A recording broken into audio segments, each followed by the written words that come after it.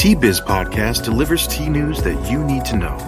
A recap of the week's major headlines with commentary and cultural trends hosted by Dan Bolton. It is the voice of origin for tea professionals and enthusiasts worldwide.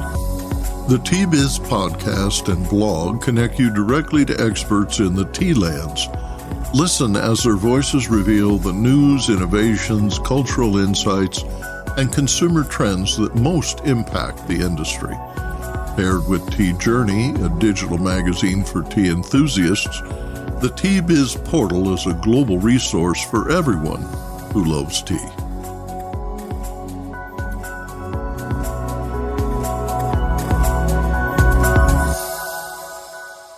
Hello, everyone. Here are this week's headlines. Lindsay Lohan in a TV ad advocates office tea breaks. The Suez shipping disruptions intensify. And botanists identify the cause of tea leaf droopiness. Plus, revitalizing Kumaon. In the Himalayas of northern India, Kumaon Tea has opened its first farmer-owned and managed factory in a trailblazing partnership with U.S.-based Young Mountain Tea. The region was one of the earliest to be planted by the British in the 1860s. A century ago, these high mountain estates were abandoned, and the formerly productive tea fields lay fallow until an enterprising young entrepreneur marshaled the resources of the U.S.-based Frontier Co-op and USAID's Cooperative Development Program to benefit hundreds of tea smallholders.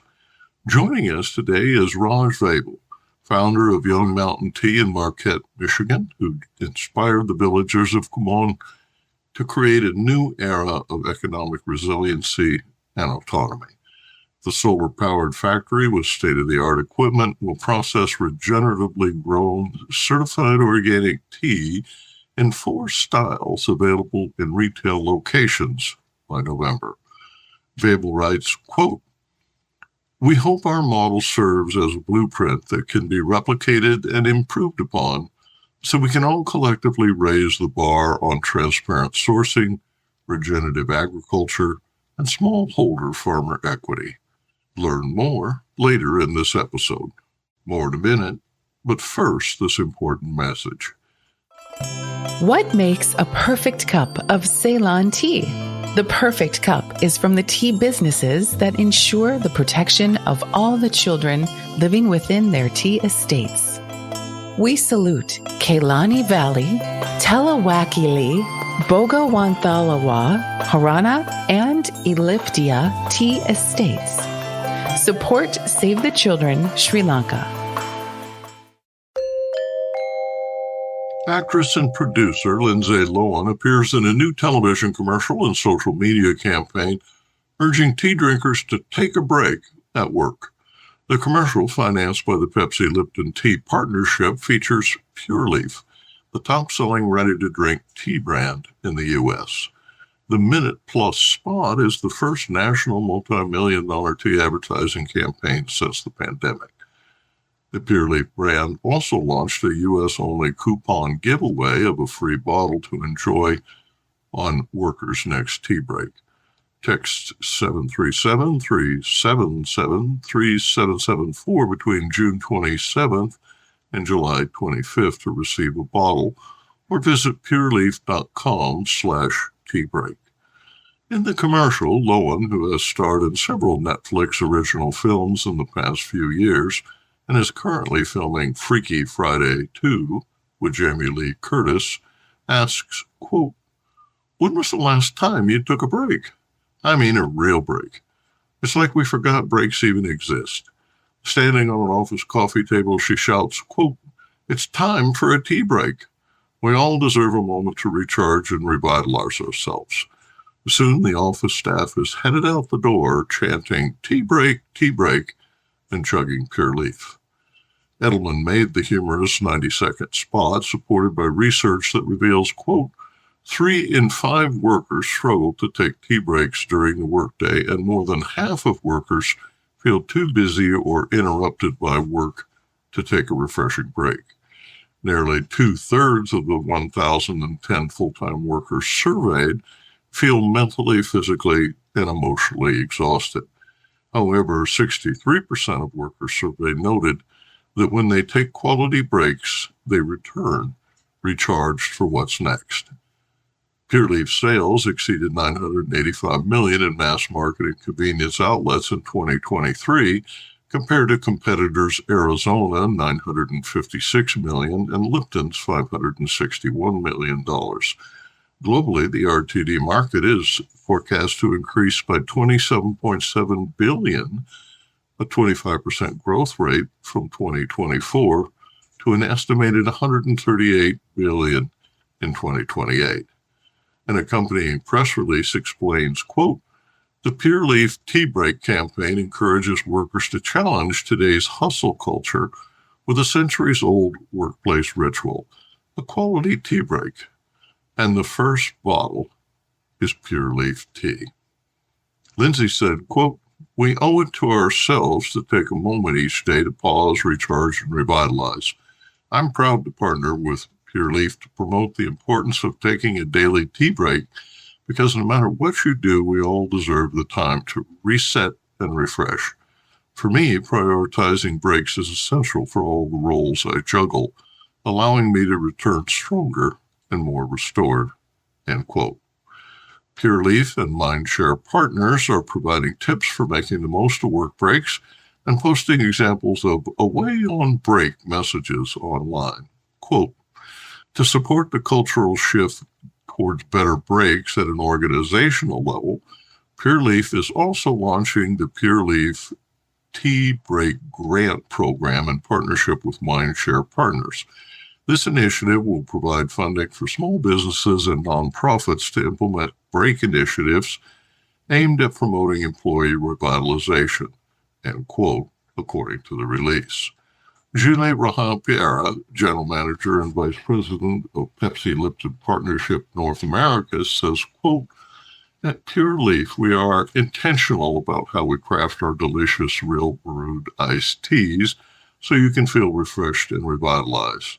We know many people are not taking enough quality breaks during the workday, so we're launching the Pure Leaf Tea Break to remind people that a moment to reset is very important.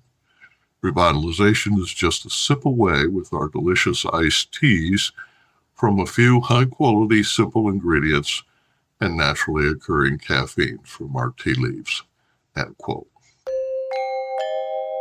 The Red Sea skirmishes, a significant factor in the ongoing shipping crisis, have increased sinkings, indicating that the crisis is far from over. A surge in global freight rates, reaching over $4,200 per 40-foot container in May 2024, the highest on record, has put a significant financial strain on tea exports and other goods since October 2023. Tea exports are currently at their peak following the spring harvest.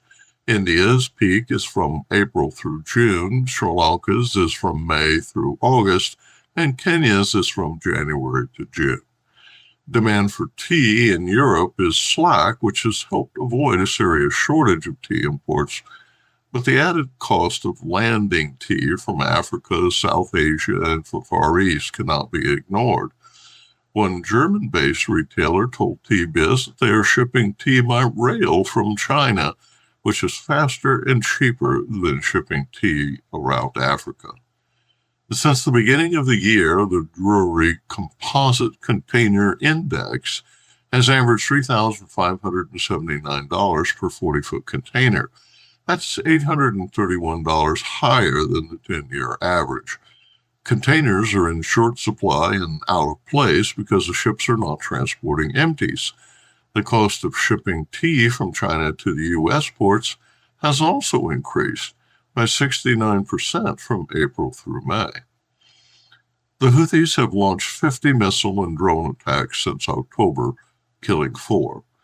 In the latest, the Yemen-based Iran-backed militants used explosive-laden drone boats to slow or disable large vessels that are then targeted by ballistic missiles. A so-called double tap on June 19th destroyed the MV Tudor, a bulk carrier. 2 more successful missile attacks followed, disabling another bulk carrier. The Houthis sank their first ship in March. Fuel and insurance costs have also increased due to higher risk and because ships spend more days at sea. Lloyd's of London reports a 1.1 billion British pound expense associated with underwriting unrecoverable planes and cargo in Ukraine since the onset of the war. Only 4% of war claims have been processed. Egyptian authorities say revenue plummeted by several $100 million due to the Red Sea skirmishes.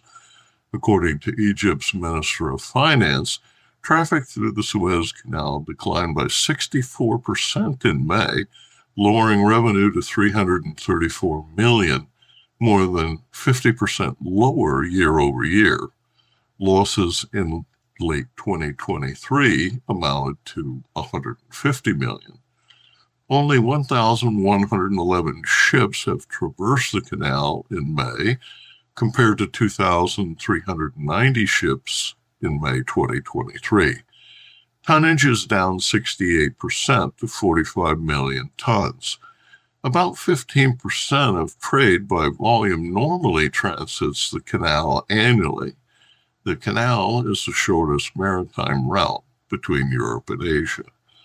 According to the International Monetary Fund, ship traffic transiting the Cape of Good Hope has surged 74% above 2023 levels, a drought that limits the capacity of ships transiting the Panama Canal, where trade volume is down 32% compared to 2023, further complicates the situation for shippers. Researchers at the Tea Research Institute of the Chinese Academy of Agricultural Sciences report finding a gene that could transform the tea industry's approach to mechanical harvesting. An estimated 70% of the world's tea is now sheared or mechanically plucked, but in most instances, the leaves gathered are damaged, yielding a relatively small percentage of, quote, perfectly plucked 2 leaves and a bud.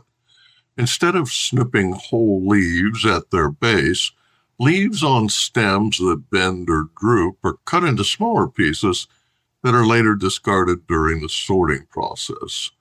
The study identified the CSEXL3 gene and gene regulator CSBES1.2 as the source of weak stems. Their findings, first published in the peer-reviewed journal Horticultural Research, could improve harvesting by minimizing leaf damage, leading to better tasting tea. Planters turned to mechanical harvesters to reduce labor expense and improve efficiency by increasing the number of rounds while lowering costs per round. One of the lead researchers, Dr. Zhidan Chen, writes that the discovery of the gene and its regulatory pathway, quote, offers a promising genetic target for breeding tea plants better suited for mechanical harvesting, potentially revolutionizing the tea industry, end quote. Business Insight. In 1952, agronomist Norman Borlaug learned of the sturdy stems of dwarf wheat in Japan. For his experiments, he obtained seeds with a stem-strengthening gene.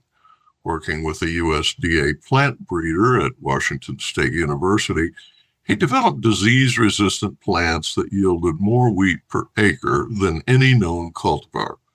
The wheat was first planted in Mexico, and by 1956, Mexico was producing enough wheat to be self-sufficient. Borlaug's cultivars, which produced 14 times more wheat than previous cultivars, were introduced worldwide, averting famine and saving an estimated 1 billion lives, including several million people in India's Great Famine. Borlaug would earn a Nobel Prize and become known as the father of the Green Revolution. Next, Arvinda Anantharaman in Bengaluru reports on this week's India Tea News.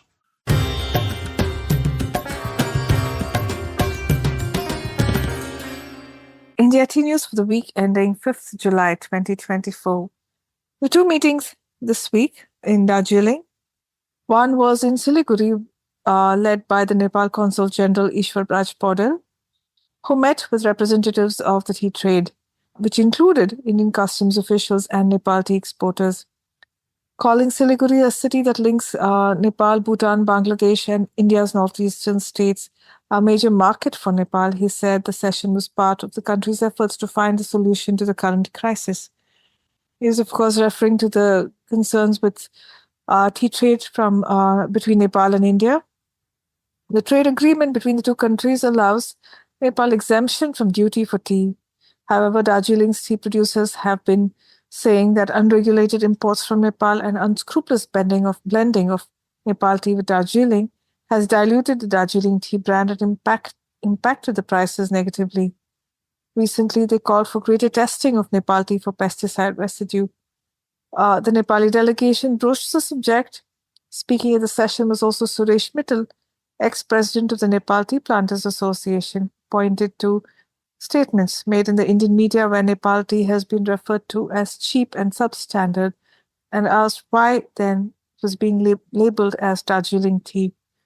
The delegation said that they don't want the tea to be labeled as Darjeeling and would like the tea to be sold as Nepal tea. India currently imports 16 million kilos of tea from Nepal each year, of which about half is orthodox. The second meeting, also held this week, was by Santosh Kumar Sarangi, Director General of Foreign Trade, who spoke at the Federation of Indian Export Organization in Calcutta. Here he said there cannot be a ban on the import of tea from Nepal, and what he has called for is a stop to the mixing of Nepal tea with Darjeeling tea.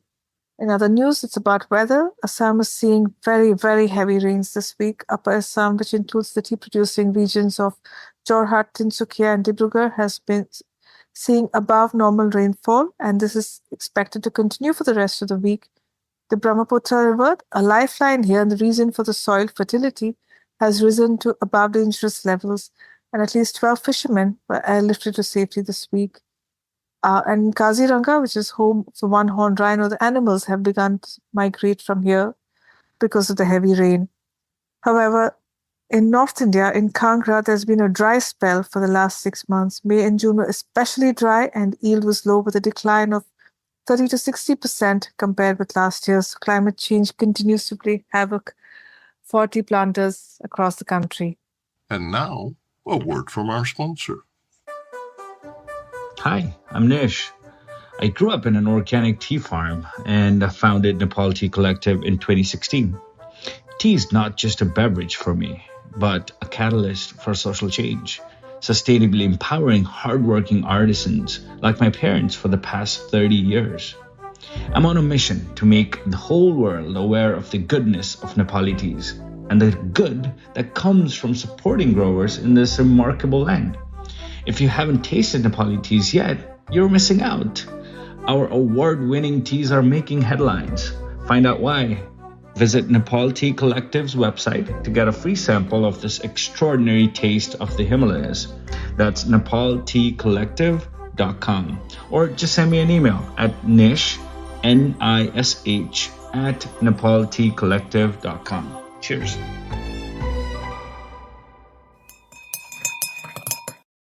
In the Himalayas of northern India, Kumaon Tea has opened its first farmer-owned and managed factory in a trailblazing partnership with US-based Young Mountain Tea. The region was one of the earliest to be planted by the British in the 1860s. A century ago, these high mountain estates were abandoned, and the formerly productive tea fields lay fallow until an enterprising young entrepreneur marshaled the US-based Frontier Co-op and USAID's Cooperative Development Program resources to benefit hundreds of tea smallholders.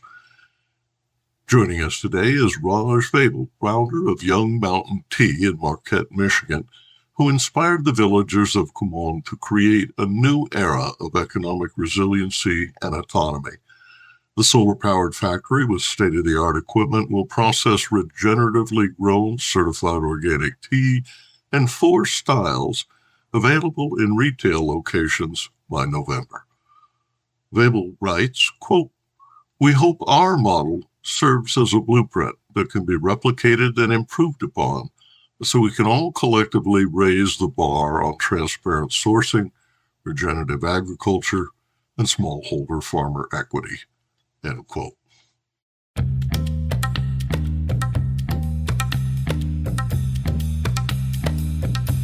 Raj founded Young Mountain in 2013 as a social enterprise to provide a sustainable future for farmers, 90% of whom are women.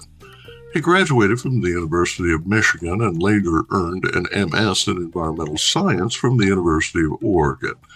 He first traveled to Kumaon as a global partner with Avani, spending a year developing a permaculture tea cultivation program involving 300 farmers. He was named a Fulbright Nehru Scholar in 2013 and worked in Almora, India, before returning to the U.S. as a rural venture catalyst in Oregon's Regional Accelerator Innovation Network. Let's start with a very tangible thing, the factory. But at the heart of our discussion is empowering an individual to, in this case, be part of a collective group that owns a factory and makes world-class tea, rethinking that a person in the rural environment should act and be rewarded as a rural entrepreneur. That's right, yes. The folks I've seen in these roles are brilliant. They may not have Wall Street credentials, but they are responsible, enterprising, and efficient, often raising 5 crops, managing the financial and physical factories, and enhancing the social environment to meet their children's health and educational needs. You must be proud to enable that, Raj. You're making it happen, and in my view, it has to go that way for the industry to thrive. Yeah, well, thank you for all of that, and it sounds great. What you're saying, those underlying things around empowerment and rural entrepreneurship as a different way to view a farmer, that is very much why I'm doing this work. Let's go through the tactical stuff of setting up factories, but I'm looking forward to that part of the conversation. The factories in these villages are more than physical structures. They're a source of income and pride. Factories are also a marketing identity, a location to anchor their brand, and a place to associate with Kumaon's unique terroir. The reason to set up this factory is the same reason that I started the company, which is to figure out a way for rural communities in the Himalayas to continue to thrive as they have for centuries, as opposed to just fighting for their own survival, which is what they're doing now. And so, in my view, if we don't figure out how to support farmers, then we are actually undermining our own future, because we depend on the work of a farmer 3 times a day, every single time we eat. So if their livelihoods are not working for them, then we as consumers of food don't have much of a future either. So I don't see the work of working with farmers separate from my own survival.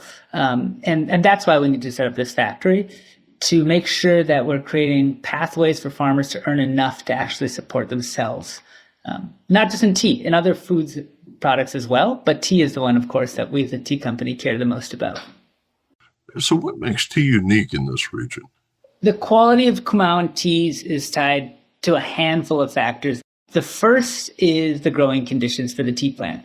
The British planted tea here first, as I mentioned, in the 1860s. And Sarah Rose, in her book, For All the Tea in China, identified how the first ever Indian-grown tea to get drunk in Europe came right by the same area. It's technically not Kumaon, but it's right adjacent to it. So there's a very rich and storied history to the tea plant doing well in these soils.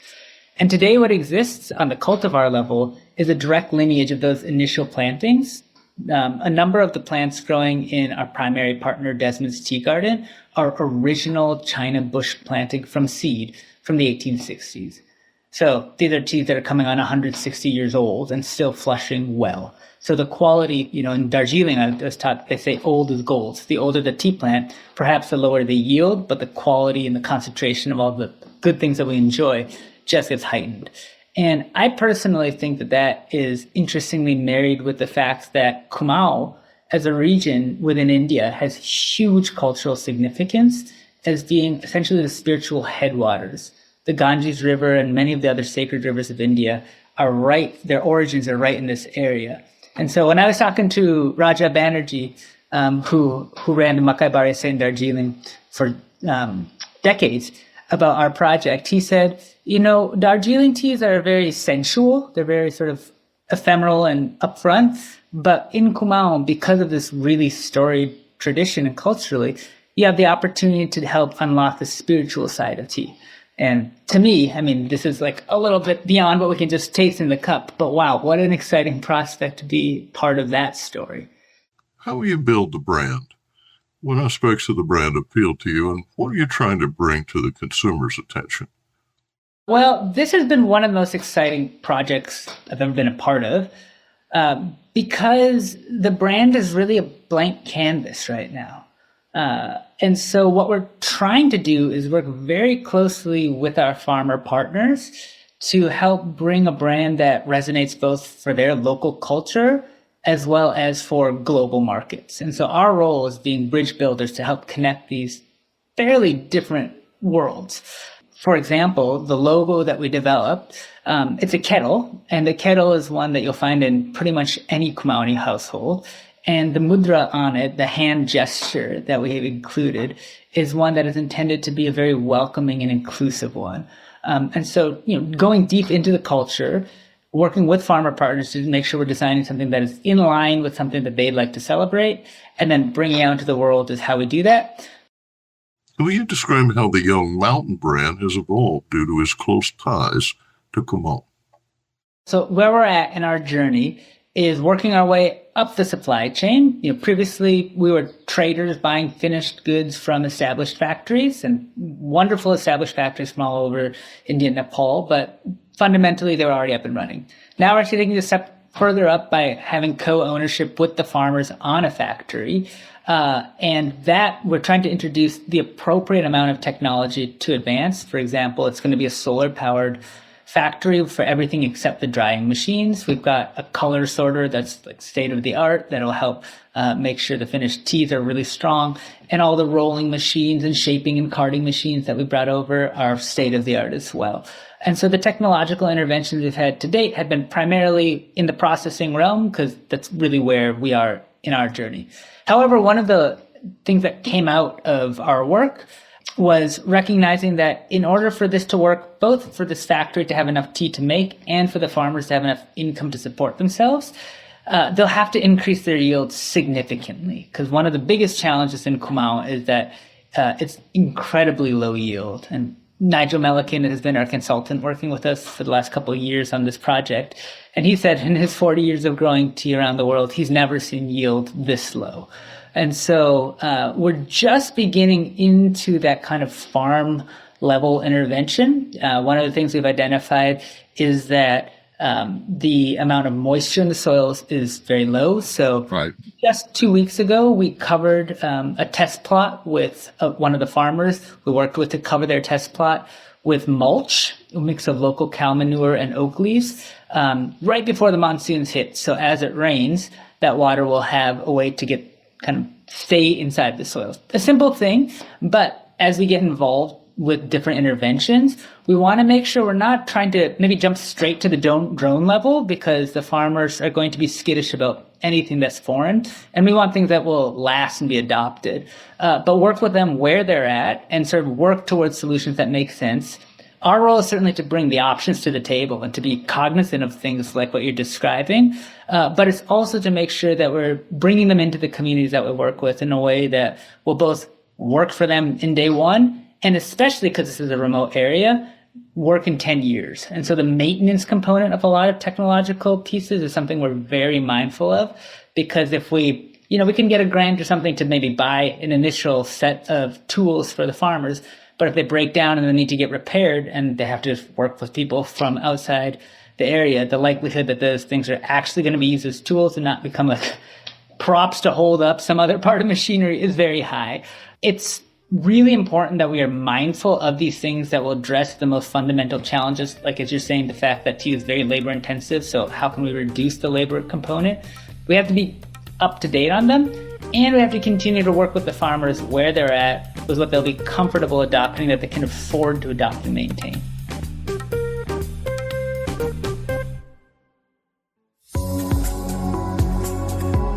Intrigued by what you heard in today's podcast?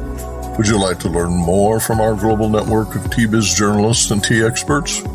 Remember to visit the T-Biz website for more comprehensive coverage. That's www.t-biz.com.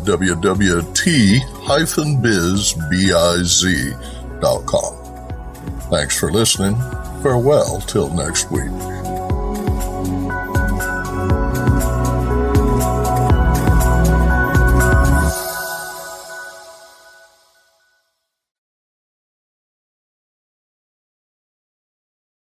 Produced by Adavita Studios. Connect your voice to the world.